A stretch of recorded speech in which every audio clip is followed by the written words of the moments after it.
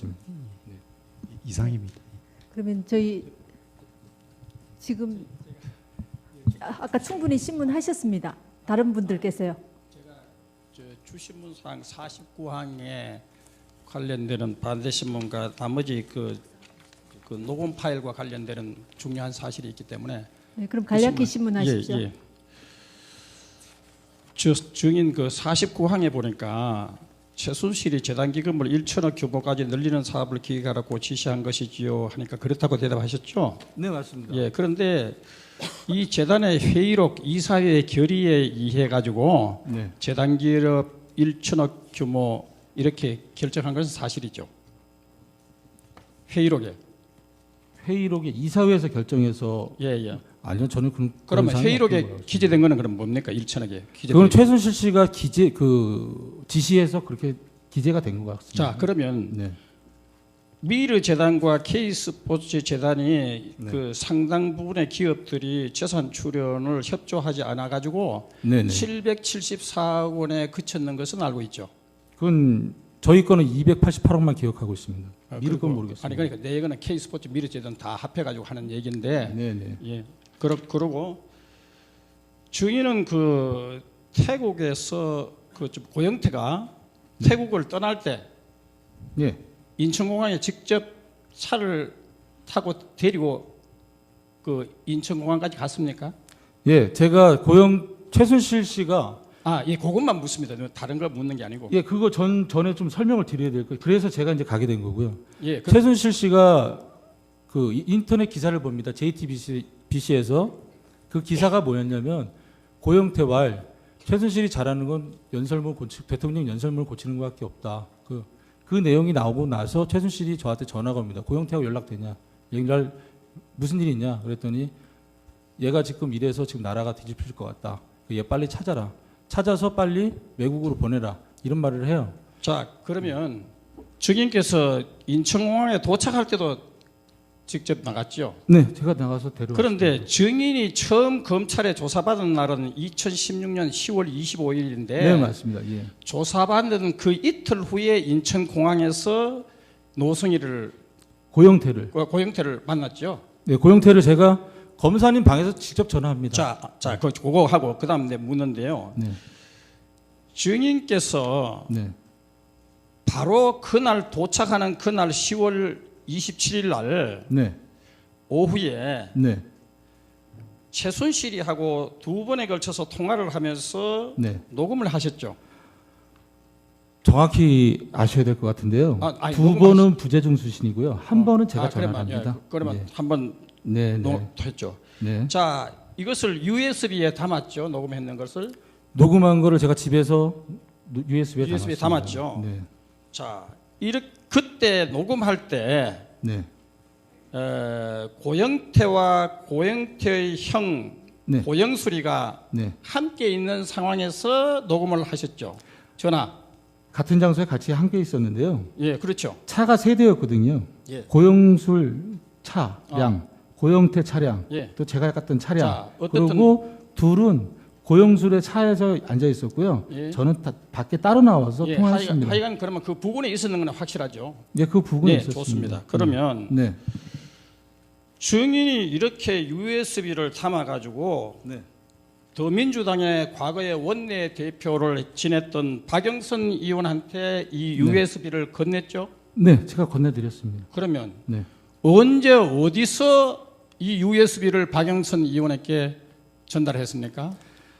고영태가 청문회 끝나고 나서 제가 고영태하고 밥을 먹었습니다. 밥을 먹으면서 고영태에게 혹시 박영선 의원님 연락처가 있냐 그랬더니 고영태가 주머니에서 이만큼 명함을 꺼내더라고요. 그래서 거기에서 고영태가 박영선 의원님 명함을 찾아서 박영선 의원님하고 연결을 시켜줬습니다. 그래서 그 다음날 박영선 의원님을 만나뵙게 됐습니다. 그래서 박영선 의원님께 자초지정을 설명을 드리고 의원님께 부탁을 드렸습니다. 이건 세상 밖으로 나와야 될 것 같습니다. 자, 그러면 그런 그 고영태가 박영선 의원을 만난 것은 네. 그 8일, 12일 두 번에 걸쳐서 만났죠. 두 번에 걸쳤는데 그게 8일인지 9일인지는 모르는데 12일은 맞습니다. 10일 맞죠. 네. 그런데 네. 증인이 이 USB가 왜 하필이면 예. 과거에 더민주당 그 원내 대표를 지냈는 기자에게 주질 않고 이렇게 더민주당의 원내 대표를 지낸 박영선 의원에게 이 USB를 전달한 것은 정치적으로 이용할 명백한 의도가 있는 거 아닙니까? 청문회 안 보셨습니까? 어? 백승지 의원님께서 똑같이 저한테 질문하셨거든요. 예. 아니요, 그거 그래서 제가 아니죠. 똑같이 다시 한번 말씀드리면요. 여러 의원님들 다 훌륭하시고 존경스럽습니다. 하지만 이 자료가 진실되게 세상 밖으로 밝힐 수 있는 건 박영선 의원님이라 생각했기 때문에 그분을 택한 겁이라고 제가 말씀드렸습니다. 자, 오늘요 저도 답답해서 한 말씀 드리는데요. 예, 예. 이경재 변호사가 질문했던 거, 백승재 의원이 질문했던 거, 새누리에서 질문했던 거, 지금 다 중복돼서 이렇게 질문하시고 아니요, 아니 증인 대통령 측 여기- 변호인으로서는 증인한테 얼마든지 신문할 수 있는 권리가 있습니다. 네. 왜냐하면 국민이 뽑은 대통령을 탄핵하는 이 중대한 재판에서 어떻게 증인이 대통령 측 변호인에게 서 무리하고 변호사님 질문 그러면 다 끝나셨으면 대통령을 밑버리고 국민을 하찮은 인간입니까? 제 질문에 대해서 서 변호사님 말씀하시는 게 그런 거 아닙니까 지금? 증인 조용히 하십시오. 서 변호사님 이제 질문 끝나셨으면 아니요. 마무리하겠습니다. 요것만 하고 끝나겠습니다. 자,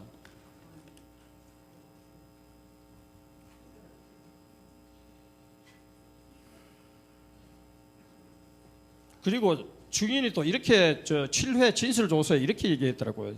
저도 최순실의 국정개입 진실을 고발할 자료를 수집 중에 있다고 이렇게 얘기했죠. 조서를 받을 때 검찰에서 네, 이렇게 얘기했죠. 네. 그래서 물론 증인은 이것은 정치적으로 이용할 의사가 아니라고 이렇게 얘기를 하지만은 정치적은 분명히 아닙니다.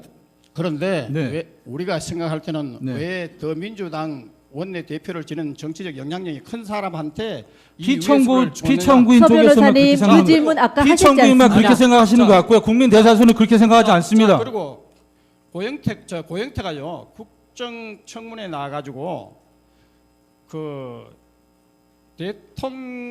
최순실이가 권력 서열 1위라고 표현했습니다. 그 박영선 의원을 만나고 난 이후에 청문회에서 나가 그런 발언을 했어요. 그래서 우리가 이런 정치적 이용의 의도가 아니냐 이렇게 증인에게 묻는 제가 거예요. 다시 한번 바로 잡아드리면요.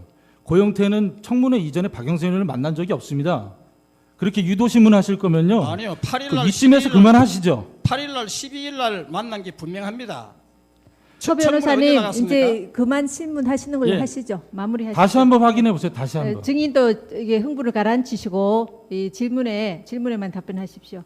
그러면 이제 청구인 측에 질문 사항 없으시죠? 네, 그러면 재판관님들께서 증인에게 몇 가지를 여쭤보겠습니다. 네. 네, 증인이 똑같은 말을 계속하는 고충을 충분히 알고 있습니다. 네. 그러나 이제 마무리가 되니까 네. 그래도 이건 또 이 탄핵 심판은 다른 형사 재판이나 국회 국정조사랑은 다릅니다. 네. 그래서 참고 좀 한 두 가지만 확인하겠습니다. 네. 아까 이제 분명치 않아서 그걸 여쭤보는데요. 짐작은 하고 있습니다만 네. 증인이 뭐라고 하셨냐면 지금 쭉 이 일을 하면서 네. 이게 굉장히 부당하다고 생각을 했다. 그래서 처벌을 각오하고 이렇게 뭐 증언도 하고 진술도 하고 있다 이런 말씀을 하셨고요. 네, 맞습니다. 또 마찬가지로 친구인 고영태도 그 신분의 두려움을 느꼈었다. 뭐 이런 얘기를 하고 네, 계십니다. 네, 맞습니다. 이제 그런데 증인이 지금 한 일은 주로 K 스포츠하고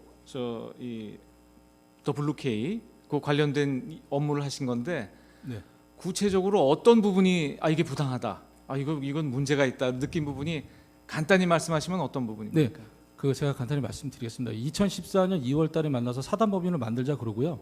그래서 제가 사단법인에 제가 골격을 만들었더니 최순실이 2건의 문건을 갖고 왔습니다. 그게 이제 김종한테 전달받았다고 갖고 왔습니다. 그러니까 하나의 문건은 그 분당 올림픽 스포츠센터, 그다음 하나 문건은 일산 올림픽 스포츠센터였습니다. 그래서 사단법인이 다 완성이 되면 사단법인에서 육성할 체육인재들이 두 곳 중에 하나를 택하게 되면 거기를 사용하게끔 하고 또 그 스포츠 센터도 운영할 수 있게끔 그렇게 만들어준다고 했습니다. 제가 그래서 그게 2014년 얘기죠. 네, 2014년 3월입니다. 그걸 이제 3월달에 이제 제가 골격을 만들면서 이제 그 부분을 접했고요. 그래서 제가 이거는 정말 부당한 일이구나라고 생각을 했습니다. 그래서 그 부분하고 그 다음에 2015년 8월달 이제 독일 넘어가서 회사도 설립이 안 됐는데 삼성에서 계약을 서두른 점. 그 다음에 삼성하고 계약이 한국에서 벌써 구두로 합의된 점. 이런 부분들이 전 부당하다고 생각했습니다. 그래서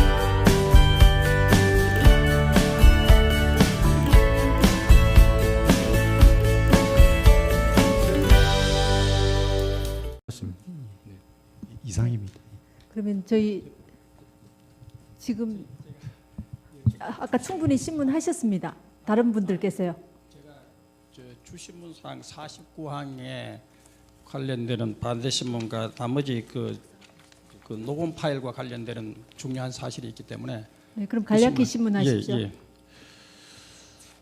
저 증인 그 49항에 보니까 최순실이 재단 기금을 1천억 규모까지 늘리는 사업을 기획하라고 지시한 것이지요 하니까 그렇다고 대답하셨죠? 네, 맞습니다. 예. 그런데 이 재단의 회의록 이사회의 결의에 의해 가지고 네. 재단 기업 1천억 규모 이렇게 결정한 것은 사실이죠. 회의록에. 회의록에 이사회에서 결정해서 예. 아니요, 저는 그런 그러면 사항이 회의록에 없는 것 같습니다. 기재된 거는 그럼 뭡니까? 1천억에 기재된 그건 게. 최순실 씨가 지시해서 그렇게 기재가 된 것 같습니다. 자, 그러면 네. 미르 재단과 K스포츠 재단이 네. 그 상당 부분의 기업들이 재산 출연을 협조하지 않아 가지고 네네. 774억 원에 그쳤는 것은 알고 있죠. 그건 저희 거는 288억만 기억하고 있습니다. 미르 그리고- 건 모르겠습니다. 아니 그러니까 내 얘기는 K스포츠 미르 재단 다 합해 가지고 하는 얘기인데 네네. 예. 그러고 증인은 그 태국에서 좀 고영태가 태국을 떠날 때 예. 인천공항에 직접 차를 타고 데리고 그 인천공항까지 갔습니까? 예, 제가 최순실 씨가 예, 그것만 묻습니다. 다른 걸 묻는 게 아니고. 예, 그거 전에 좀 설명을 드려야 될 거예요. 그래서 제가 이제 가게 된 거고요. 예, 최순실 씨가 그 인터넷 기사를 봅니다. JTBC에서 그 기사가 뭐였냐면 고영태 왈 최순실이 잘하는 건 대통령 연설문을 고치는 것밖에 없다. 그 내용이 나오고 나서 최순실이 저한테 전화가 옵니다. 고영태하고 연락되냐? 연락 무슨 일이 있냐? 그랬더니 얘가 지금 이래서 지금 나라가 뒤집힐 것 같다. 얘 빨리 찾아라. 찾아서 빨리 외국으로 보내라. 이런 말을 해요. 자, 그러면 증인께서 인천공항에 도착할 때도 직접 나갔죠. 네, 제가 나가서 데려. 그런데